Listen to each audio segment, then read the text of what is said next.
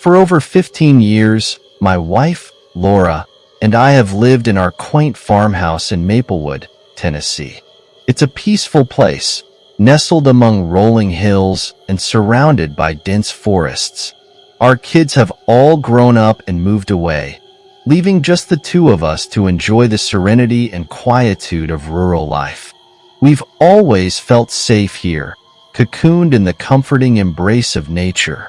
Our home, a charming relic of the past, has stood for over a century. It's a sturdy structure with creaky wooden floors that speak of countless footsteps over the years. The walls, adorned with family photos and mementos, exude warmth and history. A wraparound porch, complete with a pair of rocking chairs, offers a perfect vantage point for sunsets and stargazing.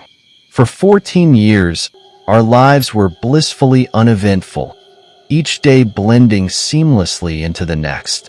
But in February of 2019, our tranquil existence was shattered by a series of bizarre events. It all started one chilly February night. I was jolted awake by Laura shaking me vigorously. Her eyes were wide with fear, her face pale under the dim light of the moon streaming through the window. "I heard something outside," she whispered urgently. It sounded like something scratching at the window. Groggy and disoriented, I tried to reassure her. "It's probably just a raccoon or a stray cat," I mumbled, pulling myself out of bed. I walked over to the window, lifted it up, and peered outside.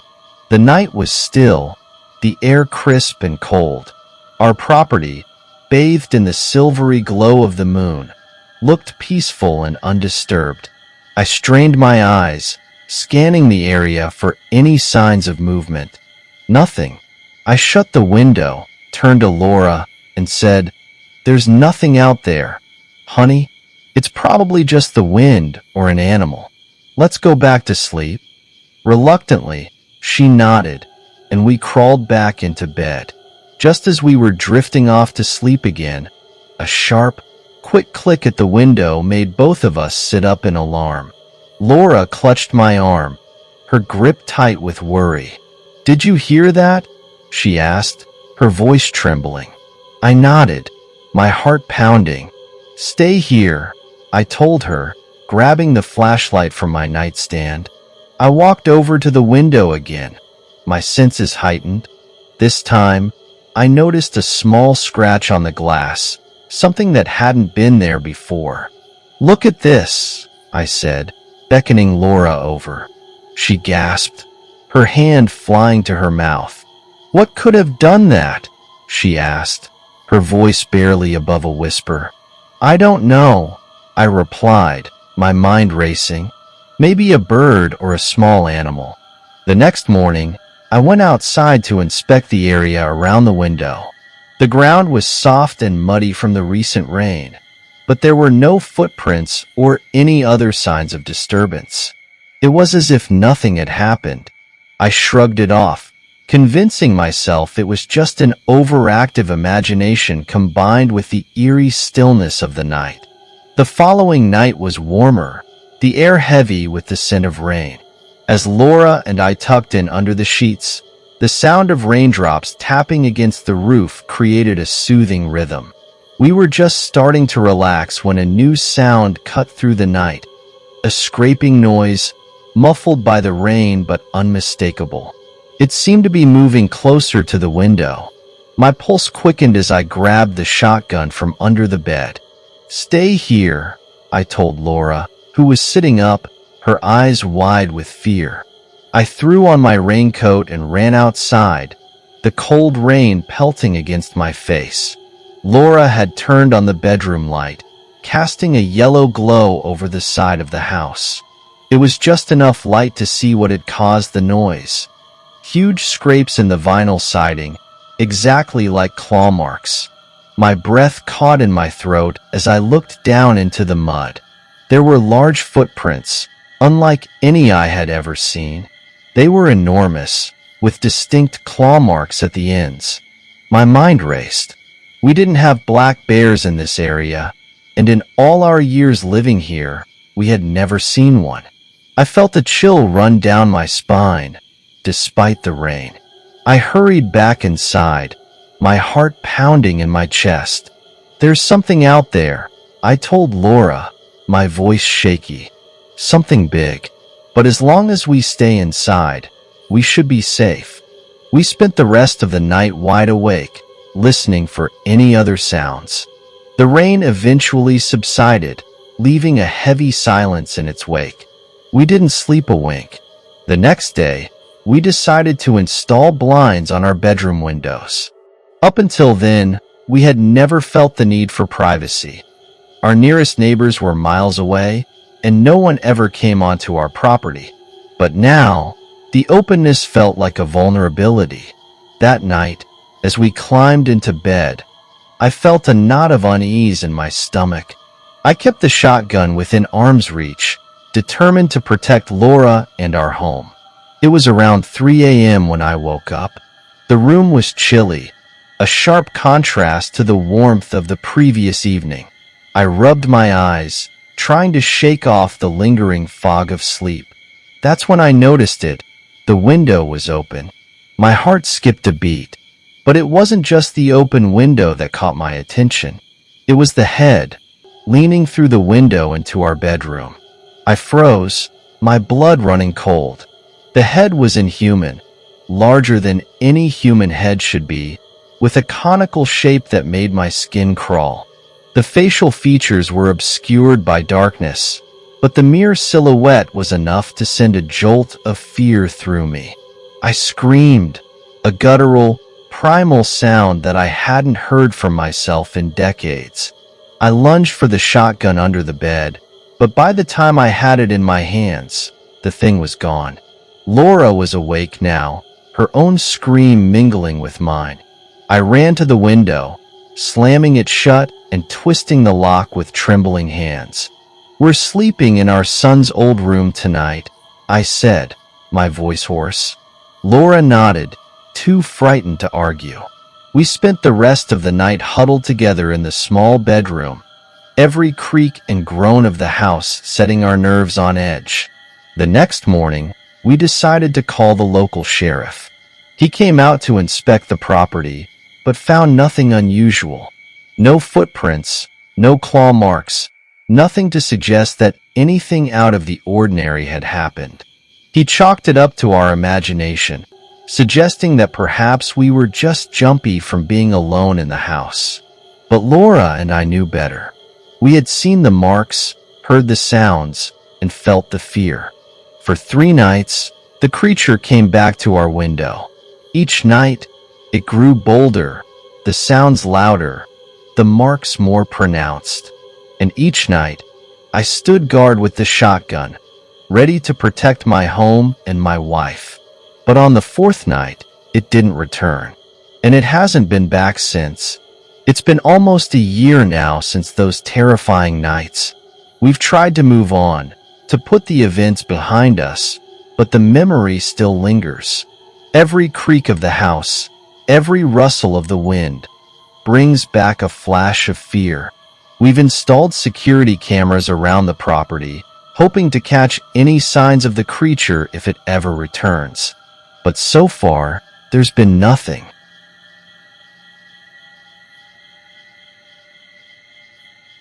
My name is Adam Harrington. I'm married to the love of my life, Sarah. We live in a cozy, little town called Willow Creek, Montana. It's a place where everybody knows everybody, and the air is always fresh with the scent of pine trees and the distant sound of the creek that gave our town its name. My life has been an intriguing tapestry of experiences, many of which involve encounters with the unknown. Mostly, I've had run-ins with what people call UFOs, but this particular story isn't about them. This is about something that happened just 4 days ago, something that still sends shivers down my spine whenever I think about it. Sarah and I decided to take a break from the daily grind and spend a couple of nights camping. We found a secluded spot about 15 miles west of Willow Creek, deep in the heart of the wilderness. Our trusty RV, a vintage 1985 Winnebago, had seen us through countless adventures, and this trip was supposed to be another memorable one. The first night was perfect. We spent the evening under a blanket of stars, roasting marshmallows over the campfire, sharing stories and laughter. The wilderness was our sanctuary, a place where we could disconnect from the world and reconnect with each other. The air was crisp, carrying the earthy scent of fallen leaves and damp moss. The only sounds were the gentle rustling of the trees and the occasional hoot of an owl. By the second night, we were feeling completely at peace. After a long day of hiking and exploring, we settled into our RV, ready to drift off to sleep. Sarah was already curled up under the covers, her breathing slow and steady. I was lying beside her, staring at the ceiling, feeling the warmth of her body next to mine, when suddenly, a low, guttural growl pierced the silence. At first, I thought I was imagining it, but then I heard it again, louder this time. It wasn't like any animal sound I'd ever heard before. Living in Montana, you get familiar with the calls and cries of the local wildlife: wolves, bears, mountain lions. But this was different. It had a menacing undertone, a resonance that felt almost unnatural. "Did you hear that?" I whispered, trying not to alarm Sarah, but she was already awake, her eyes wide with fear. "Yes," she replied, her voice trembling. "What do you think it is?" I didn't have an answer. All I knew was that it sounded like a cross between a wolf and a bear. But there was something else, something darker, about the way it growled. It felt like the sound was vibrating through my bones, making my hair stand on end. I slowly reached for the blinds, my heart pounding in my chest. With a trembling hand, I lifted one of the blinds just enough to get a glimpse outside. The light was dim, just the faint glow of the moon and the small, yellowish porch light outside our RV. It was enough to cast long shadows, making it hard to see anything clearly. But then I saw it, a dark, hulking figure moving on four legs just outside our door. Its head was low to the ground, sniffing around, and it had a tail that flicked back and forth. The creature's fur was dark, almost black, blending seamlessly with the night. I couldn't make out any distinct features except for one: its eyes. Those eyes. They glowed red in the darkness, reflecting the light from our RV. It was like staring into the embers of a dying fire, and it filled me with an overwhelming sense of dread. I quickly dropped the blind, hoping it hadn't seen me. "Adam, what is it?" Sarah asked, her voice barely above a whisper. "I don't know," I replied, trying to keep my voice steady. "But it's definitely not something I've ever seen before." We stayed still and silent, listening to the sounds outside. The creature continued to sniff around, its growls now softer, almost like it was communicating with something unseen. I kept peeking through the blinds, trying to make sense of what I was seeing. The creature moved with a strange grace, its movements fluid and deliberate, like a predator stalking its prey. Then, it did something that made my blood run cold. The creature stood up on its hind legs. It was an eerie, unnatural motion, and for a moment, I thought I was dreaming. But there it was, towering over the ground, its red eyes fixed in our direction. It wobbled slightly, adjusting to its new stance, and then started to walk away, its movements oddly human-like. "What the heck is that thing?" I muttered to myself, my mind racing. I've read about cryptids and other creatures of folklore, but I've never believed in them. Seeing this thing with my own eyes, though, made me question everything I thought I knew about the world. Sarah and I stayed awake the rest of the night, too terrified to sleep. We heard the creature moving around the campsite for a while longer, its growls fading into the distance before everything went silent. When the first light of dawn finally broke through the trees, we packed up our things and left as quickly as we could. At the time of this incident, I was working as a contracted delivery driver for an auto parts distributor, a job that took me across the vast and varied landscapes of the Pacific Northwest. My route, a lonely stretch of Interstate 5, became a second home to me as I traveled it Monday through Friday, towing a 16-foot enclosed trailer with my trusty 3/4-ton Dodge four-wheel drive truck. Each night, the highway unfurled like a dark ribbon before me, the hum of the engine and the steady rhythm of the road providing a strange sort of comfort. On this particular night, it was about 1 o'clock in the morning, the dead of night when even the nocturnal creatures seemed to sleep. Traffic was almost non-existent, and I had the road to myself. My cruise control was set at 73 miles per hour, the perfect speed to make good time while staying under the radar of the occasional state trooper. The cool night air whispered through the slightly cracked window, and I felt a sense of solitude, broken only by the sound of my tires on the pavement and the occasional crackle of the radio. Suddenly, my headlights picked up something lying centered in the right-hand lane directly in front of me. The object was just beyond the reach of my high beams, a shadowy mass that seemed out of place on the otherwise empty road.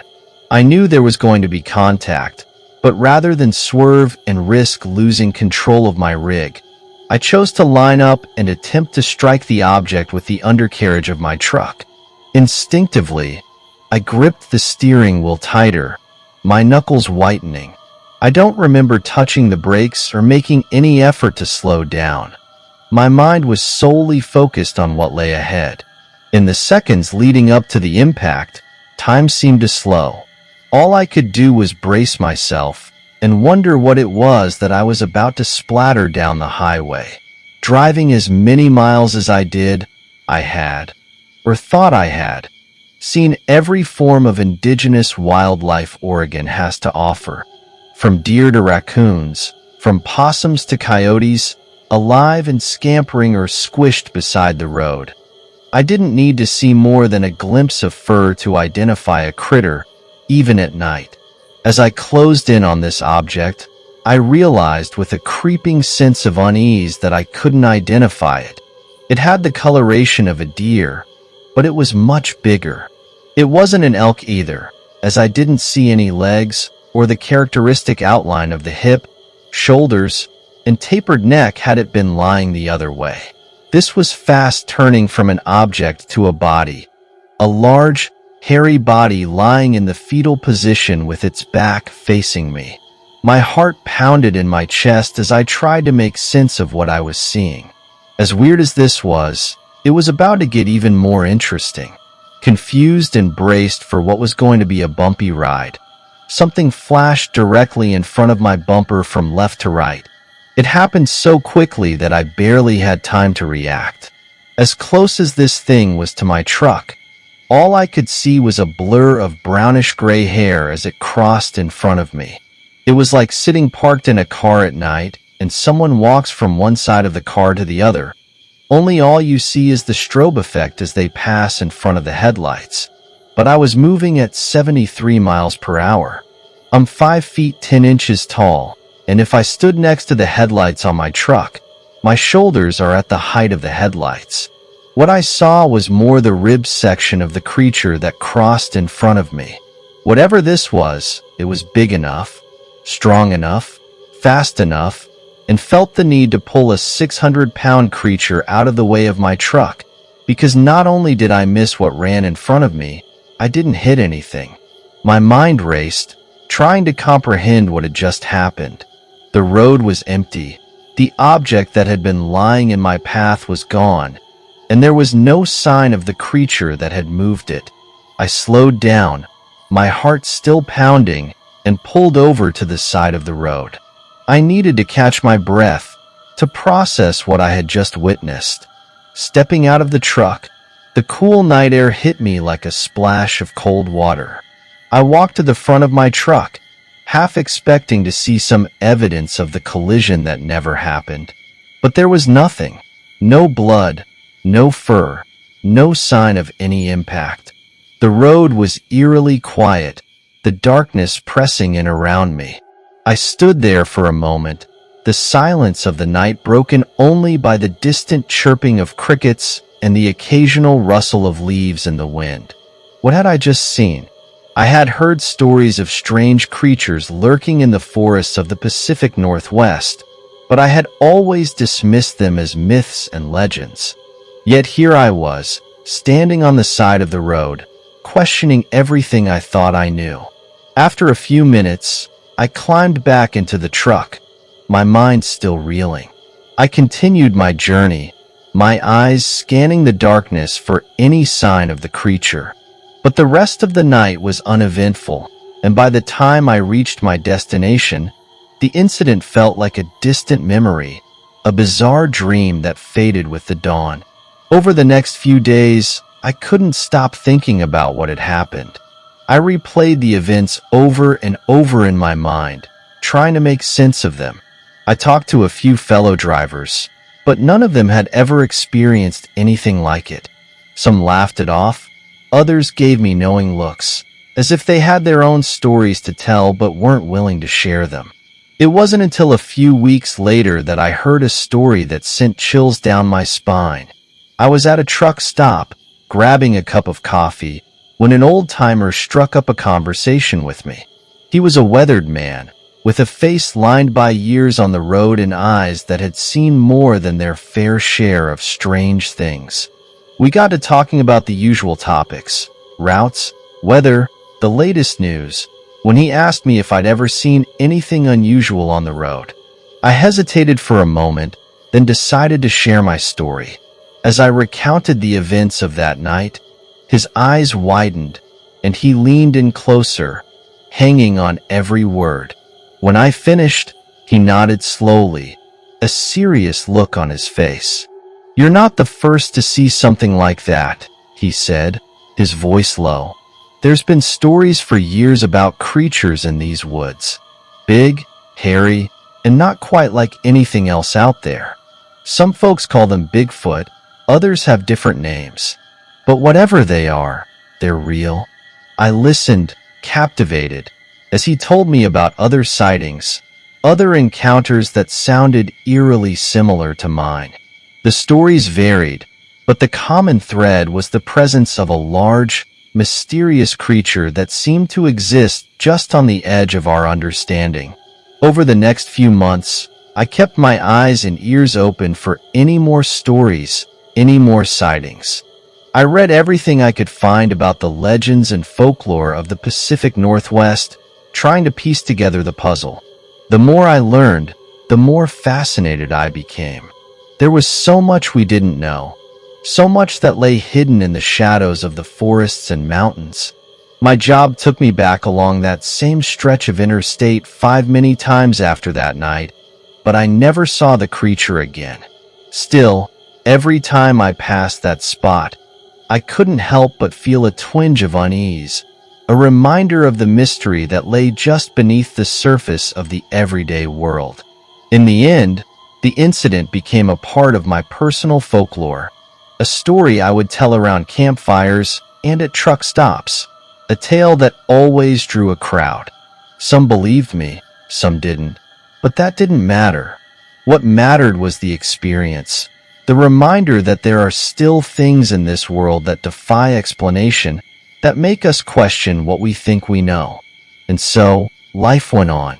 I continued my routes, driving through the night, delivering auto parts to towns and cities across the Pacific Northwest. But I was never quite the same. The experience had changed me, opened my eyes to the possibilities that lay beyond the veil of the ordinary. It made me more aware, more attuned to the subtle mysteries of the world around me. Every so often, on a quiet night when the road was empty and the stars shone brightly overhead, I would think about that creature, about the flash of brownish-gray hair and the way it had moved with such grace and power. I would wonder where it was, what it was doing, and if I would ever see it again. This is a tale that comes from a close friend of mine, a story that still sends chills down my spine every time I think about it. My name is Valadin, and I'm 25 years old. My family and I moved to Kentucky from Vladivostok when I was just 10. The transition was tough, especially with my parents' divorce right after we arrived. I stayed with my father while my mother remained in Russia. My father, a former member of the Soviet military's VDV, was a tough man who valued strength and survival skills. His rigorous training shaped me into who I am today. Dad passed away when I was 19, taken by cancer in just 6 short months after the diagnosis. He left me all his military gear and the cabin he owned in the south of Kentucky, near the Tennessee border. The cabin became my sanctuary, a place where I could connect with the wilderness and remember the lessons my father taught me. Growing up, I spent countless hours camping and hiking, honing the skills my father instilled in me. I had a couple of close friends who would often join me on these adventures during high school. Grisha, a Serbian, and James, a true Kentucky redneck, were my companions. James, however, is the main focus of this story.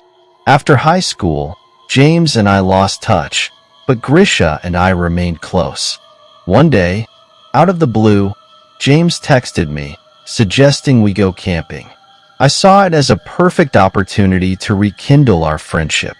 I suggested we stay at my father's old cabin, and he agreed, asking if he could bring his new girlfriend. I didn't mind and invited Grisha as well, though he couldn't make it due to work commitments. 2 weeks later, I drove out to the cabin.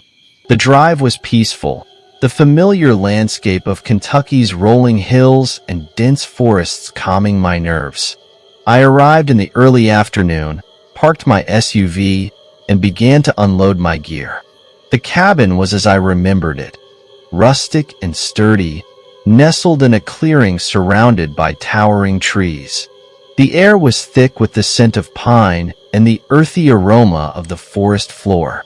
I carried my backpack, spare clothes, including my father's old VDV uniform, MREs, and my rifle with 500 rounds of ammo inside. As I settled in, I felt a wave of nostalgia wash over me. I lit a fire in the fireplace, laid out my sleeping bag in the loft, and pulled out a bottle of vodka. The sun was setting, casting a warm, golden glow over the clearing. I had a few drinks, the vodka burning pleasantly as it went down, and prepared some MRE eggs and bacon for dinner. After eating, I decided to use the outhouse. Sitting there, surrounded by the sounds of the forest, I felt a deep sense of peace. It was a stark contrast to my usual busy life. When I left the outhouse, a foul smell hit me, like rotten eggs. I brushed it off as one of the many scents of the wilderness and returned to the cabin. I finished off the vodka and fell into a deep, dreamless sleep, the kind that only comes from exhaustion and a bit too much alcohol. I woke up the next afternoon with a pounding headache. I groaned and slowly got up, brewing a pot of coffee to shake off the remnants of my hangover. As I sipped my coffee, I heard the sound of tires crunching on the gravel driveway. My heart raced for a moment until I remembered James was supposed to arrive. Looking out the window, I saw an old, beaten-up Dodge Ram pulling up. Relief washed over me until I saw who was sitting next to him. Alicia, my ex-girlfriend. We had broken up less than 3 months ago, and the sight of her made my stomach churn. This was not going to be a fun reunion. James got out of the truck, his loud country music blaring from the speakers, scaring off any wildlife that might have been nearby. Alicia followed, looking just as uncomfortable as I felt. The tension in the air was palpable as they walked into the cabin. We sat in awkward silence for a few minutes before James broke it. "Man, you guys are being pretty awkward. "Have you met somewhere before?" he asked, clearly oblivious to the history between us. I felt a surge of anger. "Ask her," I said, my voice laced with bitterness. Alicia's face twisted with anger. "Listen, you Euro trash. You're the one who said I could come. We don't need you to start crap," she snapped. James looked confused, then turned to Alicia. "What's going on here?" he asked. She huffed and stepped outside, clearly annoyed. I watched as she and James had a heated conversation. He came back in, his face red with anger. "Why didn't you tell me you cheated on her?" he demanded, his voice shaking with fury. I was taken aback. "I didn't cheat on her. It was the other way around," I said, my own anger rising. Before I could react, he slapped me across the face. The sting of the slap and the accusation pushed me over the edge. I punched him hard, knocking him back against the wall, my forearm pressing against his throat. "What's your problem?" I growled, my face inches from his. He spat in my face, struggling to breathe. "Let me go," he gasped. Just then, we heard Alicia scream outside. I released James, and he gasped for breath. Alicia burst through the door, her face pale with fear. "I saw someone outside," she yelled. "A big man wearing a goat mask. It's got to be some psycho, hillbilly Satanist cultist." I rolled my eyes. "This is my family's land. There's nobody around here for miles. The closest neighbor is 5 miles away," I said, trying to sound reasonable despite the anger simmering inside me. She glared at me. "If you don't go look, I'm calling the cops and telling them you hit me," I sighed, not wanting to deal with the police. I grabbed my father's old rifle and headed outside, casting a bitter look at James. "You're really going to let her do this? Some friend you are." The night was clear, the moon illuminating the clearing around the cabin. I loaded a 30-round magazine into the rifle and readied myself. As I walked to the back of the cabin, I silently recited St. Michael's Prayer, a habit from my childhood meant to ward off fear. The forest was eerily silent, the usual sounds of nocturnal animals absent. I heard a branch snap in the distance and turned, pointing my rifle towards the sound. The cabin door slammed shut, followed by the sound of car doors and James' truck starting up. He yelled out the window as he sped away, "Screw you and your communist dad. Get killed by the cultist for all I care." I muttered a curse under my breath, trying to focus on the task at hand. The smell of rotten eggs hit me again, stronger this time. I felt a chill run down my spine as I heard something mimicking James' words, but in a distorted, almost animal-like voice. It was unsettling, like a cat or dog trying to speak human words. I yelled in Russian, trying to sound intimidating. Suddenly, a pair of yellow eyes appeared, rising about 8 feet off the ground. My heart pounded as I realized this was no ordinary person. My father's words echoed in my head. "Never be afraid to defend yourself, my son."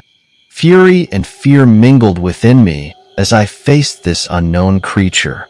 I unloaded all 30 rounds from my rifle, the shots echoing through the silent forest. I grabbed a spare magazine from my pocket and reloaded, backing towards the cabin. The creature was gone, but I could still hear it mimicking voices, a chilling reminder of its presence. I barred the cabin door and sat down, my hands shaking. The creature's mimicry continued outside, but exhaustion eventually overtook me. I passed out, my body unable to stay awake any longer. When I woke up, the sun was rising. I gathered my belongings and left the cabin, not wanting to linger any longer.